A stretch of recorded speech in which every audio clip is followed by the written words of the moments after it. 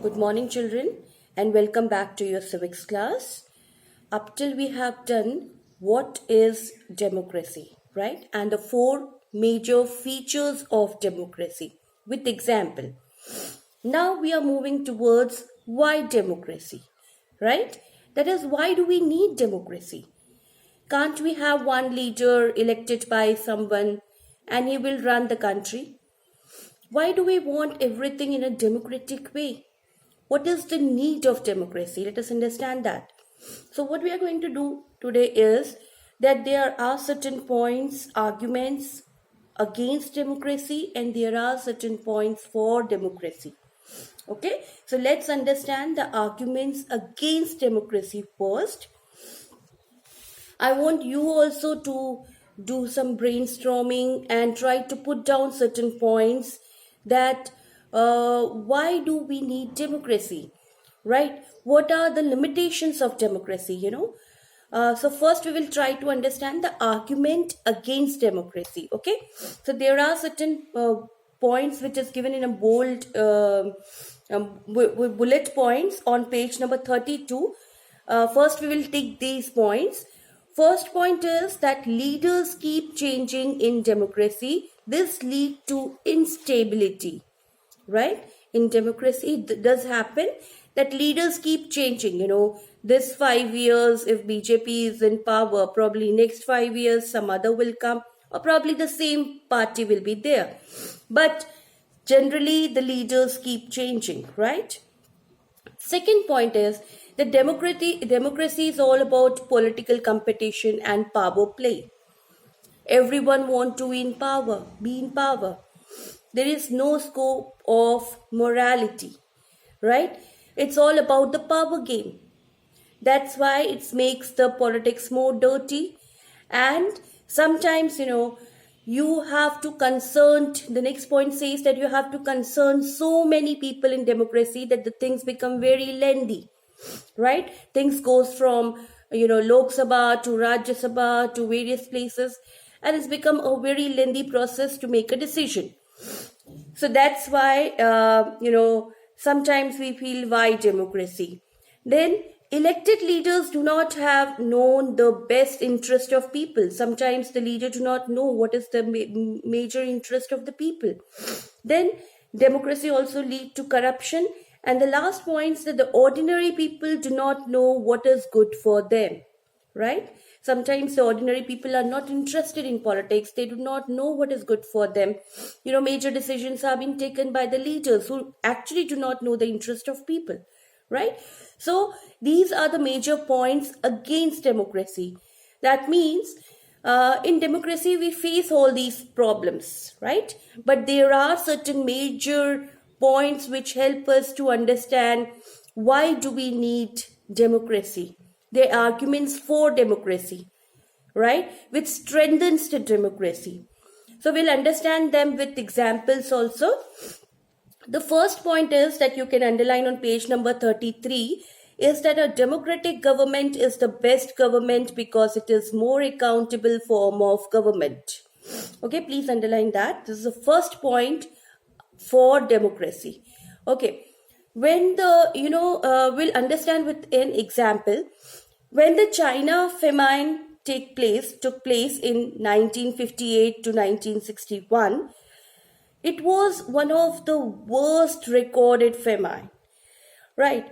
But during that time, India was having a very bad economic condition, but it was better than China. We have handled the problem much better than the China. Why? Because there are two reasons for it. One is that we have a multi-party elections, right? Second is that there is a pressure of media as well as, critics and opposition party on the present government, which help them to work better and be accountable for the people. Okay, so this questions comes in exams also, so you have to underline this, that China famine of 1958-1961, from here to this whole paragraph, which says that if China too had multi-party election an opposition party and a pressure free to criticize the government, then so many people may not have died in famine. Okay, so this is the first point for democracy. Okay, let's move to the second point of the democracy. The second point says that the democracy improves the quality of decision making. On page number 33, you can underline that, right? We concern so many people and then make up major decisions. So it enhances the quality of decision, right? It's not just one person says and it's get implemented. We concern in so many parliaments, the various places where platforms are there. So many people have been concerned before making any particular decision. So it is a lengthy process, but of course it gives a quality decision, right? Third point is that democracy provides a method to deal with differences and conflicts. Okay, it is on page number 33. This is the third point for democracy, that is argument for democracy. Okay, so third point says that we are living in a country where we have so many different caste people, so many different community people living together.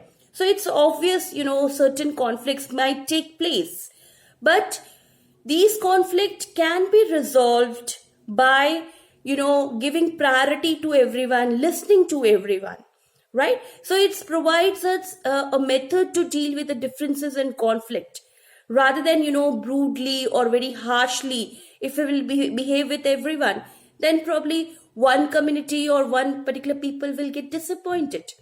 But democracy provides us the method to deal with everyone, right? Okay, the next point says that democracy enhances the dignity of the citizen, right?